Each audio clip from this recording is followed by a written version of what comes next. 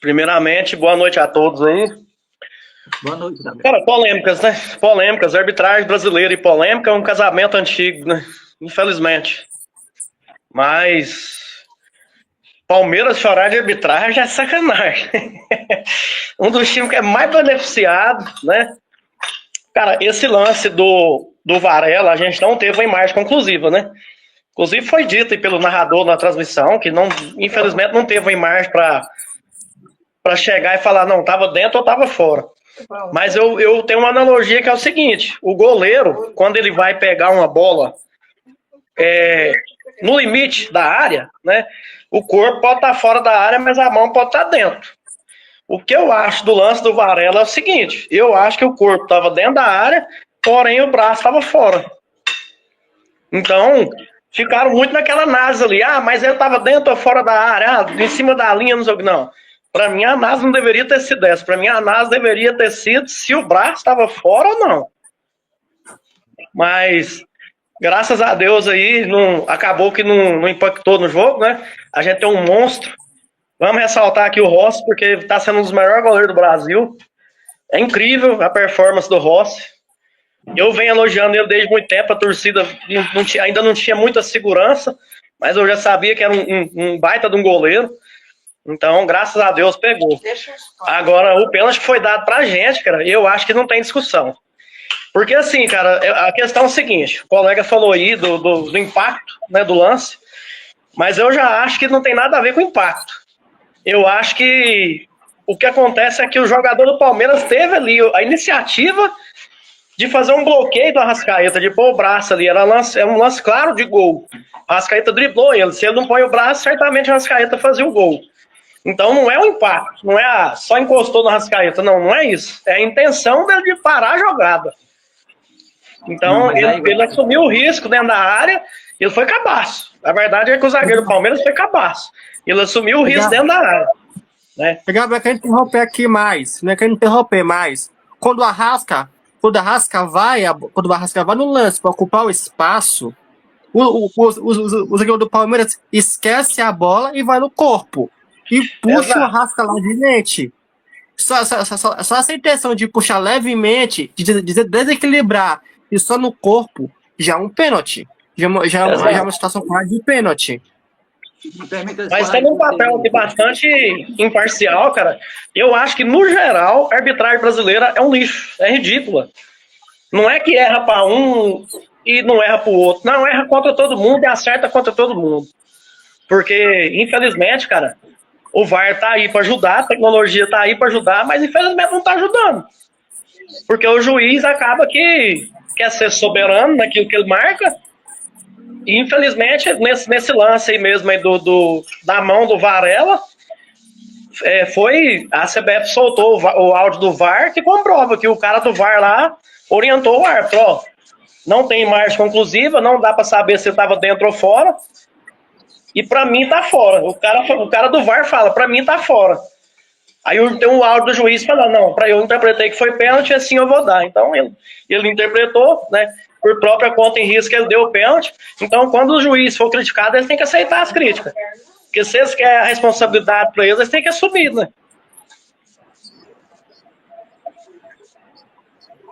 Com relação ao pênalti, essa questão, gente, discordando de vocês, não é uma opinião minha. Está na regra.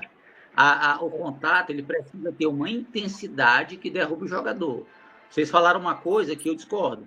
O Arrascaeta, ele ia driblar. Se você olhar o lance, se você não for bem honesto que você olhar o lance, você vê que ele estica muito a bola. E tem um zagueiro, não sei se é o zagueiro ou o goleiro, que já vai chegando para fechar, ele ficaria sem ângulo. Então, assim, o que eu acho? É indiscutível, Jéssica, que o cara tentou realmente colocar a mão, tentou para impedir ele de passar. Mas você mesmo disse, eu vou pegar suas palavras, de que o toque foi fraco. Eu também concordo que foi fraquíssimo. Se você olhar o lance no YouTube, eu vi várias vezes, foi muito fraco. O que eu acho que aconteceu ali? Na minha opinião. Vocês podem até perguntar a opinião da galera que está na live aí. O Arrascaeta sente o toque do cara e estica um pouco demais a bola. E ele, como jogador esperto, né, sentiu o toque, sentiu o toque, se jogou. Eu não achei que a intensidade, isso é a regra que fala, não sou eu, pelo amor de Deus. A intensidade foi para pênalti. E se a gente for analisar esse tipo de coisa, sem levar em conta a intensidade, a gente teria que dizer que o Alexandre fez o pênalti no Estevão. Que eu também fiquei com medo. O Alexandre pegou, o Estevão encostou aqui, ele jogou o braço para cá, mas eu também entendo que aquele lance não teve intensidade para pênalti. O Estevão se jogar e sair caindo. Houve uma intenção do Alexandre de dar um chega para lá no Alexandre com o braço? Houve. Com certeza houve. Então, se você vai dar um pênalti com a Arrascaeta daquele jeito, você dá o do Alexandre em cima do Estevão.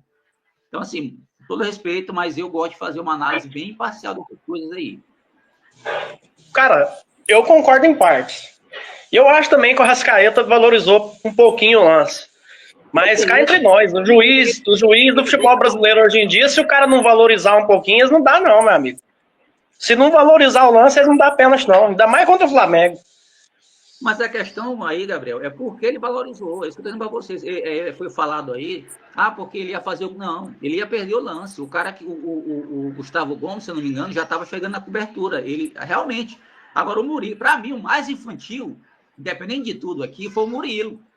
Porque o zagueiro também tem que ter a percepção que o cara esticou muita bola. Então, tanto que o Murilo, eu acho até no lance, não sei se vocês percebem, que ele bota o braço e depois se arrepende. Ele puxa o braço um pouquinho. Porque ele viu que o Arrascaeta esticou muita bola e viu que dava para fazer uma cobertura, entendeu? Então o Murilo foi muito inocente ali também, nesse lance. Ele poderia ter... Eu não sei, esse Murilo foi o mesmo Murilo da seleção, foi que jogou contra a Argentina? Não. Vocês me confirmam, me ajudam aí. Não. Esse Murilo do Palmeiras, tem o Murilo do Norte Forest e o Murilo do Palmeiras. Da seleção e Corinthians. Tá bom. Cara, mas falando de outros dois lances que teve nesse jogo, que a mídia mal fala, né? É o pisão do Gustavo Gomes no Luiz Araújo, né? Ele já tinha cartão. O juiz não quis expulsar. Para mim, foi uma entrada temerária. Era passível de cartão amarelo, era o segundo, ele em seguida seria expulso. E para mim, o senhor Everton, goleiro do Palmeiras, é um covarde. É um covarde. Contra o Flamengo é sempre assim. Com uma vez com o Pedro ano passado, ele levantou o pé foi no rumo do rosto do Pedro.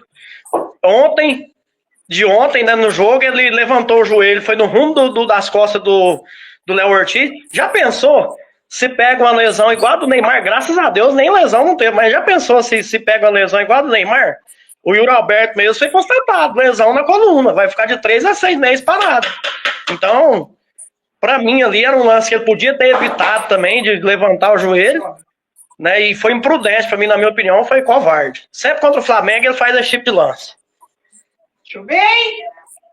Nossa, no caso, esse pedido do Gustavo Gomes ali foi para evitar, para parar um possível ataque ali com uma boa troca de passes. Ali foi uma ação temerária. Foi um antijogo clássico, foi uma ação temerária para impedir que ele passe do espaço. Ali mereceu segurar amarelo. E o senhor Everton do Palmeiras mereceu um vermelho, porque ali foi agressão, não foi para proteger.